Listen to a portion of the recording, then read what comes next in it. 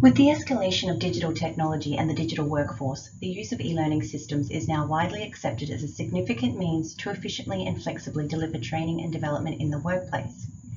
However, the changing nature of work consequently sees technology-based, self-directed learning constantly evolving, and as learning and development, or L&D, are core people management practices, it falls to HR management, or HRM, to stay abreast of best practice around the learning styles, delivery modes, and content of e-learning programs in the workplace. This presentation examines current trends around e-learning in the workplace with reference to peer-reviewed articles and industry research, and provides recommendations around how HRM can best manage this ever-changing landscape. Mobile devices such as tablets and smartphones provide means to easily access learning at the user's convenience. Device-based mobile learning can span different contexts and forms of learning and can be structured to be responsive and participatory in nature. Casey 2018 declares that mobile learning is a key approach that HRM can utilize to reach and engage millennials as they come through the workforce. Microlearning is characterized by short and focused chunks of learning designed to meet specific outcomes. The structure of microlearning best lends itself to roles that require constant training. Emerson et al. 2018 suggests that the spaced-out delivery of the information reinforces concepts between tasks and contributes to higher rates of engagement and retention in the workplace. Nicotina et al. 2018 outlines that personalized learning systems address the individual needs of the learner and effectively recommend necessary educational material for users based on their preferences, such as career aspirations or challenges they might face in their particular role, all within the context of the particular organisation. A step further, adaptive e-learning uses technology that can, in real time, automatically adjust online course material based on how each person answers course questions, creating branches of learning paths in response to a plethora of data from users. According to Gerchiek 2018, this allows HR professionals to offer recommendations based on learners' past behaviour. Similar to microlearning, performance support systems embed learning resources into an employee's daily workflow by providing support and solutions for critical tasks the instant the need arises. Patterson 2015 found that this measurable manner of learning boosts employee performance by lowering error rates and improving task clarity and quality control. Gamification for e-learning involves the use of game mechanics to make learning more engaging and interactive. Kuma 2018 found that organizations are expanding investment in game-based learning to empower their employees through feelings of accomplishment. CAP 2012 found that gamification improves knowledge absorption and retention, as well as motivation.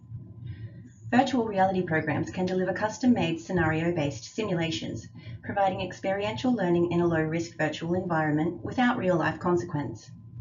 Augmented reality is quite different in that it involves the overlay of visual imagery onto the learner's actual environment, usually through the use of mobile apps. This enables immediate dissemination of information. However, Lee 2012 warns it is costly to implement.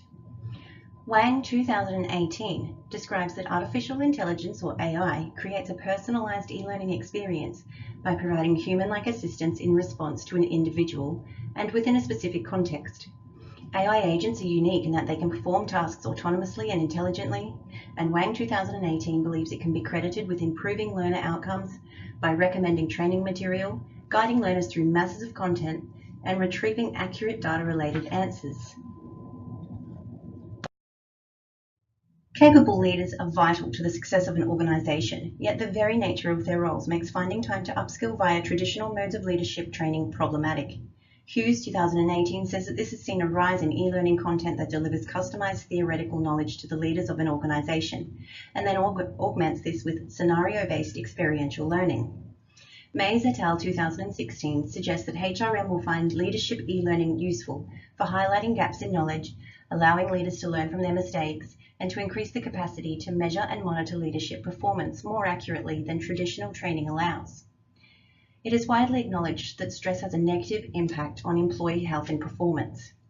Casey 2018 states that research reveals over 50% of employees want their employers to give more focus to employee health and wellness. Bennett et al. 2018 discovered that subsequently there's been a growth in e-learning programs that address this issue, seeing benefits to the organization such as increased engagement, enthusiasm, productivity, loyalty, and retention. A shift away from the traditional top-down approach, employee-generated content, or EGC, harnesses this expertise of employees by encouraging them to share their learning experiences with their colleagues. According to Bermudi et al. 2018, an increasing number of organizations are incorporating EGC into their corporate learning strategy because it promotes an inclusive learning culture by engaging learners and empowering employees who contribute. There is a need for new L&D programs with more collaborative, flexible, and lifelong learning to meet the needs of today's changing workforce.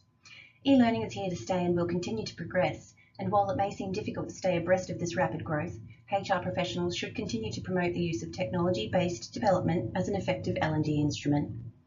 Wang 2018 found that an organization benefits from aligning its e-learning resources and objectives with its strategic goals. To do this effectively, organizations need to understand workplace e-learning from the individual, social, and organizational perspectives. Personalization provides the opportunity to highlight a learner's capabilities or weaknesses, enabling them to internalize the training content. Wang 2018 also discovered that content linked directly to a task is more effective than generalized content. Effective e-learning design should reflect the highly situated and practice-oriented environment of the workplace and encourage interaction.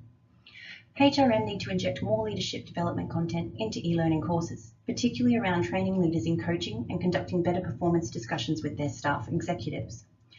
Wang et al. 2010 suggests that by designing a performance-oriented framework for workplace e-learning using a KPI-based approach, any gaps in performance can be addressed. It's imperative for HRM to track the learning experience of their employees and measure e-learning outcomes in order for technology-supported learning to be successful long-term. Cross 2016 explains that the data can be used to measure return on investment, to evaluate, refine, or redesign existing training programs, to inform organizational KPIs, and to measure employee engagement and its components. Desmet et al. 2010 advised that it is vital to formalize process around reinforcing and supporting new kinds of behavior after they're learned. Employees need to be given the time and opportunity to put learned knowledge and skill into practice in their day-to-day activities. HR professionals need to prepare an organization-wide e-learning strategy to ensure that content is available on mobile devices to enable participants to learn anytime and anywhere. Casey 2018 counsels that this is vital for the future of e-learning. In this vein, HRM should capitalize on employee-generated content and, as suggested by Wang 2018, create a formal process for employees to request content and provide feedback in an e-learning environment.